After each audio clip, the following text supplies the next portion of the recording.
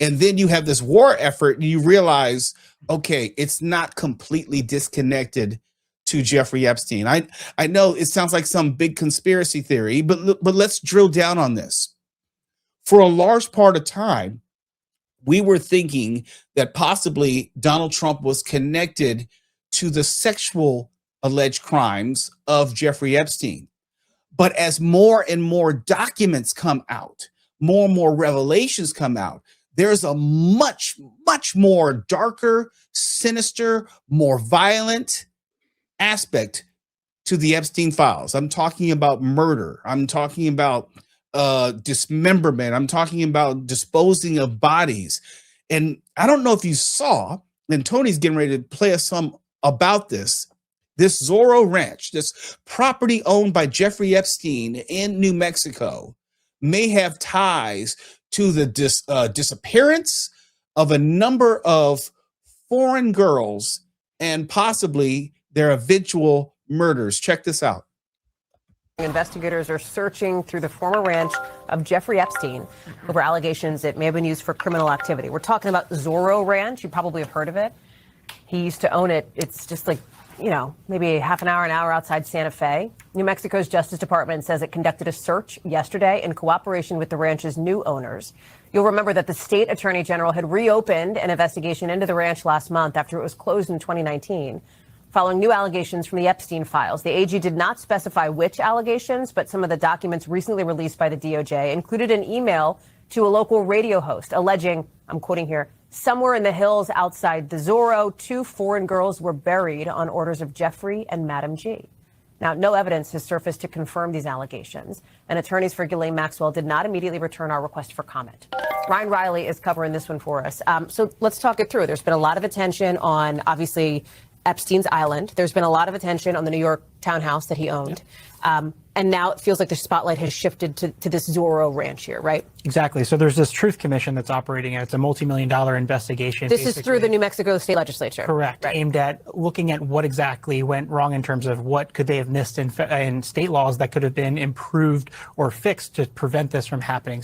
By the way, that was only fairly recently opened, right? Exactly. After the release of the DOJ documents. Exactly right. And so, I mean, when you're talking, it's a little bit, I think, as you read in sort of that intro there's questions about what exactly they're zeroing in on.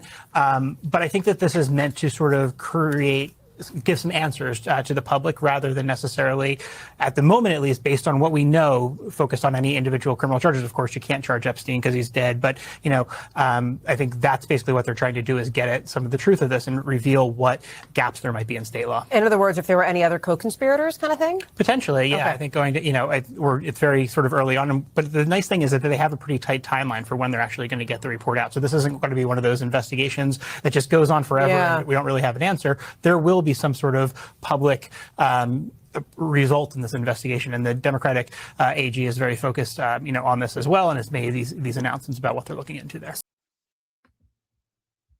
As I hear more and more about this portion of the Epstein files, the darkest portion of the Epstein files, I look at the war in Iran through a different lens. What I mean by that is, since we know that Donald Trump will do anything in the business world to make him money or not lose money, what might he do if there is the prospect of him being connected in any way to violent sexual assault of underage girls, the murder of anyone? I would have to believe that he would burn this country down to avoid the prospect of having to deal with that reality. I can't even say the legal liability, because it seems like he escapes legal consequences at every turn, thanks in large part to this Supreme Court, which deemed him largely immune to any type of consequences. But I do believe in these Epstein files, there is a direct connection between him and the activities of Jeffrey Epstein. And it doesn't have to mean that he actually participated in all of these allegations. Just the knowledge alone is enough for criminal indictment. And we know that he knows something. And we know that if he's put under oath, he's going to plead the fifth. He's not going to tell the truth. He's not going to in any way incriminate himself in a media sense or in a legal sense. But the more we know about the Epstein files, the more I'm inclined to believe that Donald Trump is probably the worst individual on the face of the earth and is engaged in behavior which is abominable, abysmal, criminal, immoral, unethical, unforgivable, and unforgettable. All those things, all those superlatives, which probably don't do justice. And if you believe, as I do, that he's connected to that, then you understand that the war in Iran is a necessary evil to protect himself and his supposed legacy. And he will do anything to absolve himself of any type of reckoning. And this is just more to that. There's no way that Jeffrey Epstein could be involved in all of this and Donald Trump neither have knowledge nor have participated. I just don't believe that. And unfortunately, we'll never get past where we are. This has to do with my cynicism, going back to John Rothman, because there is no push from this Republican portion of our government to have him answer questions under oath, to be called and subpoenaed to sit before Congress and testify before the nation. So at least we can make our determination to have him under threat of FBI indictment answer these questions as far as what he knew, what he did, where he was, and the communication between these individuals. I firmly believe it is in the Epstein files. And I also firmly believe that we'll never ultimately know. Is my cynicism misplaced, though, Kim? I don't think so, but I think we're starting to get an official picture because there have been internet rumblings about Trump's alleged crimes associated with Jeffrey Epstein for a long time. Court records released, the deposition released, but now it's officially on the record because a couple weeks ago, the FBI released these interviews that they did with this girl. Yes. I think they interviewed her when she was older, but when she was a girl, she has these allegations to make about Trump and a sexual assault and a physical assault, and it's horrible. And I guess now what it comes down to is, do Americans believe this woman talking about what happened to her, or do they believe Trump? And I think the collective evidence against Trump shows a pattern of mistreatment of women. And so I'm very inclined to believe it. Now you have the investigation in Zorro Ranch. And also you have multiple pages, millions of pages of the Epstein files that have yet to be released. And why is that? So I don't know. I'm hoping Americans are getting wise and will stop making excuses for someone that does not deserve to be covered up for. I'm hopeful. You're hopeful. I'm not optimistic. I'm very cynical, and I put it this way. In the way that Bill Clinton did go before Congress and testify, there has been nothing in the Epstein files, and I'm not saying this to provide cover for, I'm just trying to be factual. There's been nothing to my knowledge in the Epstein files which has explicitly, clearly implicated him in any type of criminal activity. Are you talking about implicated Clinton or implicated Trump? Clinton. Okay. But when you talk about Donald Trump, there is allegation after allegation after allegation with his name mentioned specifically in terms of sexual assault, specifically with physical assault. And it doesn't move the meter. Maybe it is, and I'm not realizing it. Maybe in a cumulative sense, it will move the meter where it just becomes too much for America and they turn on him. But they haven't. And I think about when he says I could shoot someone in Fifth Avenue, not lose any support. I'm beginning to think he meant that literally, because we're talking about dead bodies at this point. We're not just talking about sexual assault. And when we're talking about dead bodies, we then understand why people were afraid to come forward. We look at the testimony of Stormy Daniels and others being threatened in a different light. We look at it as Donald Trump as being, what's the word I'm looking for? Is being, it's possible for him. It is not beyond believability Right. as far as him not having any type of limit to his behavior. And as a person who has lived without consequences his whole life, then you have to believe that he's lived his life consistent with that, without consequences and without boundaries. I shudder to think if the woman who accused Donald Trump of this sexual assault, if she's still around, if she's still alive, if she were to come forward and go on the record publicly, what that would mean not only for this administration, but our country. Do you think that we bombed Iran because of the Epstein files? A portion of it, yes.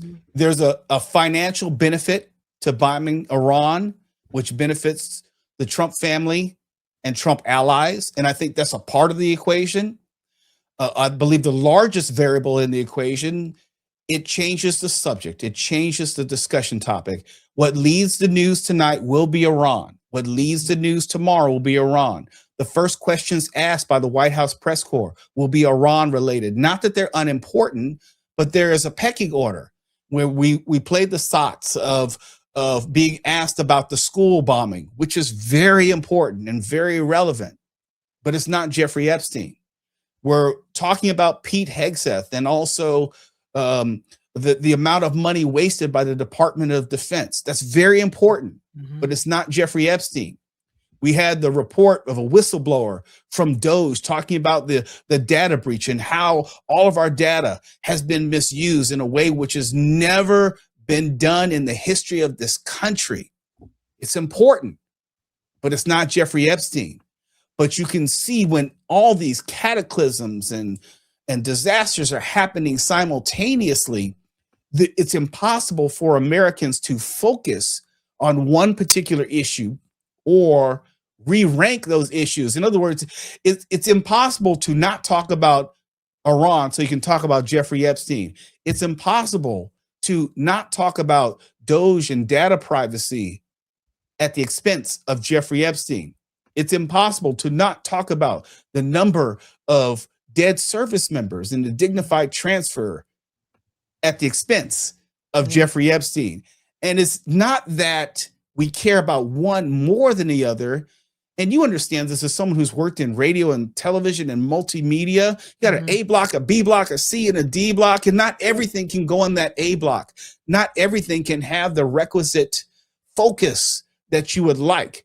In the way that, you know, we have sponsors here in the Mark Thompson Show, and we have a viewership, we have supporters, and let's be clear, we're talking about the news, but there's an entertainment aspect to this. We're not delivering the news, we're talking about the news, and we're giving our opinions in a way that hopefully people watching and listening will enjoy, or on some level agree with, or feel some affinity to develop more followers. It sometimes feels weird to say it out loud, but that's the truth. And when you combine all those variables, it's impossible to only talk about one thing ad infinitum at the expense of all the other things. And so as the news cycle changes from day to day, what's in that A block, what leads off the news may change from day to day. If there's a terrorist attack tomorrow, we're talking about drones and the possibility of attacking California. Yeah. You know what's going to be at the expense of that? Jeffrey Epstein. If there's another news report of more service members who've been killed in Iran, you know what that's going to probably push down as far as the order of news stories? Jeffrey Epstein. So it's not necessarily a conscious decision to bury it. But what I am saying is Donald Trump, the person who understands media, knows all too well that if you get the media talking about something else, they can't talk about Jeffrey Epstein. And in many ways, you need something which is bigger than Jeffrey Epstein. And a world conflict damn well would do it. Well, even on this show, every day I have a daily rundown with sections of different topics of stories to talk about. But how do you not put Iran first? How do you not put the bombing of another country first? The fact that the United States is at war with a country in the Middle East. You can't put Epstein first in this war phase that we're going through. You can't. You can add it to the discussion in the way that we are. Right. But since we consume news in smaller bits and bites, and I'm guilty of this, we'll read headlines, we'll skim stories, we'll just look for the latest on a story. Yep. But in other words, what's leading off the newscast? Well, we haven't seen something like this in terms of war in the Middle East for quite some time. It's going to lead. And when you have a war, there's always something which will update that story every single day because someone is dying every single day. It may be 168 children today. It may be 7 service members tomorrow. It may be a change in strategy on Friday. It could be a combination of all those things on Saturday. And so Jeffrey Epstein, unless there is something to update the story like Zorro Ranch, it's not going to be near the top. And that's not a failure of the news media. It's a function of how news works. And working internally in news media, I understand it, but a person who doesn't may not readily understand it, because I often see in my messages, why aren't you talking about this? Why aren't you leading with that? Why is it you're talking about this and at the expense of that? I get it. I understand it. And you're trying to satisfy a lot of competing interests. And if we turn this into the Jeffrey Epstein show, no one would like that. It's important, right? But it's not going to satisfy everyone's desires and needs. Well, we're not going to look away from it. We've got Nope. Congresswoman Melanie Stansberry from New Mexico talking about what's happening out at Zorro Ranch. Well, I am coming to you from New Mexico with a breaking update in the Epstein investigation. And that is today, New Mexico's Department of Justice has begun its on-site investigation of Zorro Ranch. This investigation is crucial as a part of our larger investigation into the crimes that happened by Jeffrey Epstein, Ghislaine Maxwell, and his associates here in New Mexico, as part of New Mexico's investigation through our state Department of Justice and our newly passed bipartisan Truth Commission. Now, one of the things that's important to know is that New Mexico's Zorro Ranch is a place where multiple crimes were reported both to federal authorities as well as state and local authorities. In fact, there are records dating back to the mid-1990s of abuse happening at the ranch, including a report to the FBI in 1996 by a survivor and multiple other reports over the years. And one of the significant and important pieces of this case is to understand why justice was never pursued at the state, local, or federal level. So that really, Mo, offers hope, because that could be state charges brought. And if there's one thing we know, it's that state charges seem to be the only way that maybe someone will be held accountable in this case. Great point. And that is reassuring and re-encouraging, if only because that investigation is not going to be tied down or bogged down by federal intervention or an indifference or an unwillingness to pursue these leads. And hopefully that will lead to not only justice, but a wider understanding of the net of Jeffrey Epstein, because we're not talking about just Florida. We're not talking about just New York. We're not talking about this island. We're talking about another location and other individuals heretofore unknown to the public and maybe even investigators. So, and if there is a revelation, then we'll let you know. We'll bring it to you. We'll make sure it's given its due attention. So it's not just the news media's responsibility. It's also law enforcement. It's also state legislators and also federal congressional members. All of these individuals and institutions have to work together to make sure that this doesn't go away. Thank you to Wes in Florida with for a 5 who writes, I wonder if those missing girls are the beautiful secrets Trump wrote about on the birthday card. One wonders, Wes. Thank you for the contribution. It's a reasonable question to ask. It's not a conspiracy theory. The conspiracy is real. We're just trying to figure out and find out who is responsible and all the tentacles in this conspiracy. And then last one before we get to Mark, CC Ryder with a 10. Thank you to CC, writes, Trump has no empathy. ProPublica reports he helped the Tate brothers, charged with rape, trafficking, bodily harm, organized crime in the UK and Romania, returned to the United States. Don Jr. called the charges absolute insanity. Thank you for the contribution, CC. And one other point I want to make before we go to Mark and his conversation with Cindy Cohn of the Electronic Frontier Foundation. Remember when I was talking about the roach theory earlier? There's what we see, what we know, but more importantly, what we don't know. If it is rumored or theorized or alleged that there may be 2 bodies buried near this ranch in the hills in New Mexico, I'm inclined to believe that means there are 10 or maybe 15. There's no reason for us to believe that it should only be 2.